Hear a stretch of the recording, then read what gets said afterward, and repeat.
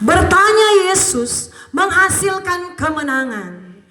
Ku tanya Yesus, apa yang harus ku buat? Saudara, banyak orang maunya semau-maunya, maunya ya sesuka-sukanya, tidak mengandalkan Tuhan, tidak bertanya Tuhan. Saudaraku, mengapa Daud selalu mengalami kemenangan karena apa? Dia sudah membiasakan dirinya bertanya Tuhan. Apa yang dia harus buat? Dia bertanya Tuhan. Sehingga Tuhan berkata dia menang selalu, tidak mengalami kegagalan. Banyak orang gagal karena mengandalkan hikmatnya. Banyak orang gagal karena mengandalkan otaknya, tidak mau tanya Tuhan. Kita akan melihat kebenaran firman Tuhan di dalam 1 Samuel 23 ayat 4. Lalu bertanya pula lah Daud kepada Tuhan. Maka Tuhan menjawab dia, firman-Nya, bersiaplah, pergilah ke Kehila, sebab aku akan menyerahkan orang Filistin itu ke tanganmu. Kemudian pergilah Daud dengan orang-orangnya ke Kehila. Ia berperang melawan orang Filistin. Dihalaukannya ternak mereka dan ditimbulnyakan kekalahan yang besar di antara mereka. Demikian Daud menyelamatkan penduduk Kehila. Saudaraku, Daud sebelum dia berperang, sebelum dia bertindak, dia bertanya Tuhan. Ku tanya Yesus, apa yang harus ku buat? Saudaraku, waktu kami mau membeli kendaraan jemputan, mobil pertama yang kami beli, kami mau belajar mengandalkan Tuhan, mau bertanya Tuhan. Kami tidak mau sembarang-sembarang, saudaraku. Kami berdoa, Tuhan, kami mau beli kendaraan apa? Mau pakai pelayanan untuk menjemput jemaat yang tidak punya motor, jemaat yang tidak punya mobil, dijemput walaupun saudaraku dengan kendaraan yang apapun yang Tuhan berikan. Kami berdoa dan Tuhan bilang kamu akan dapat kendaraan Grand Max.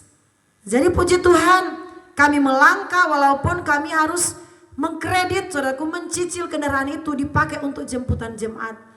Grand Max bisa terbeli.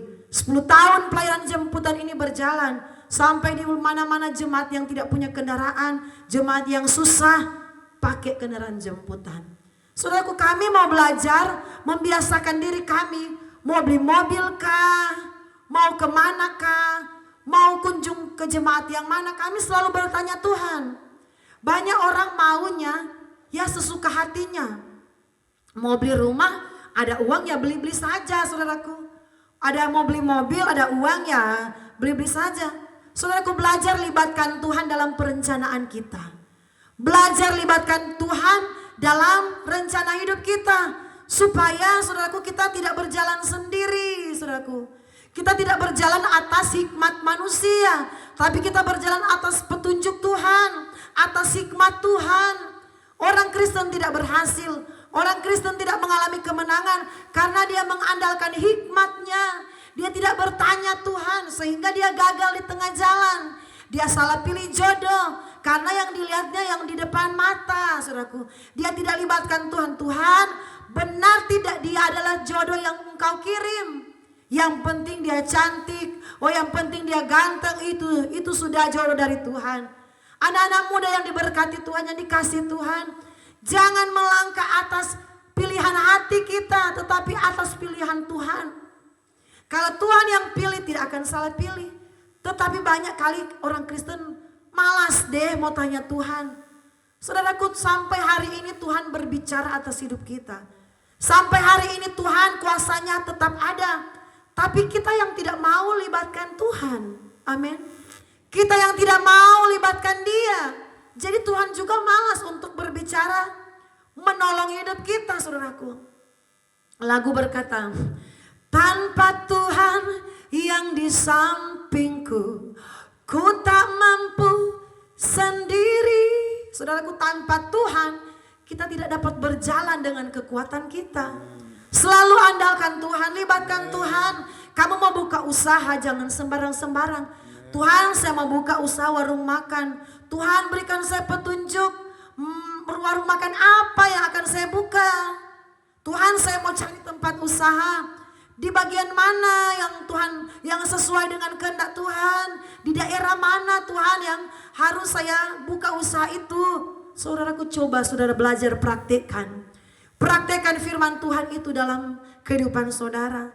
Di sini saudaraku masih ada dalam kitab 2 Samuel. 2 Samuel 5 ayat yang ke-9, 19. Bertanyalah Daud kepada Tuhan, apakah aku harus maju melawan orang Filistin itu? Akan kau serahkankah mereka ke dalam tanganku?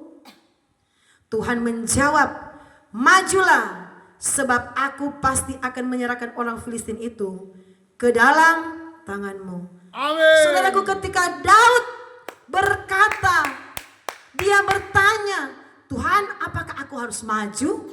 Ya, Tuhan jawab. Bagaimana Tuhan mau jawab, saudaraku, kalau kita tidak bertanya? Amin. Ya, otomatis Tuhan berdiam. Kalau kita berdiam, ya Tuhan juga berdiam. Tuhan bilang, ya silakan kamu jalan sesuai keinginan kamu. Silakan kamu jalan sesuai apa yang ada di pikiran kamu. Tuhan tidak turut campur tangan. Tuhan tidak menyertai program kita karena kita tidak bertanya kepada Tuhan. Saudaraku, biasakan bertanya Tuhan. Apa yang harus kamu buat? Tanya Tuhan. Sertakan Tuhan dalam perencanaanmu. Jangan berjalan dengan kekuatan kita. Terkutuklah orang yang mengandalkan kekuatannya sendiri, yang hatinya menjauh dari Tuhan. Orang yang tidak mau bertanya Tuhan, hatinya itu jauh dari Tuhan. Karena dia anggap dia yang pinter, dia anggap dia yang mampu, dia yang hebat. Oh, tanpa berdoa sekalipun saya akan berhasil. Saya modalnya kuat. Saya punya backingan, yang orang-orang yang besar, orang-orang yang penting, yang berpengaruh. Tuhan, saya tidak tanya Tuhan pun, pasti bisnis saya akan berjalan lancar. Oh no, tidak saudaraku. Mungkin 1, 2, 3 tahun aman sayang, berjalan aman. Tetapi saudaraku, berjalan waktu, kamu akan menemukan kegagalan. Orang yang tidak bertanya Tuhan, dia akan gagal. Tetapi orang yang selalu bertanya Tuhan, amin, melibatkan Tuhan, dia akan mengalami kemenangan. Amin. Kemenangan terjadi di sini. Ku yakin kau hadir di sini. Karena Tuhan hadir, saudaraku, dalam hidup kita. Kemenangan terjadi di sini. Kemenangan terjadi di usaha kita. Kemenangan terjadi di bisnis kita. Kemenangan terjadi di rumah tangga kita. Kemenangan terjadi dalam pergumulan kita. Kemenangan terjadi dalam segala kehidupan kita. Tuhan Yesus memberkati.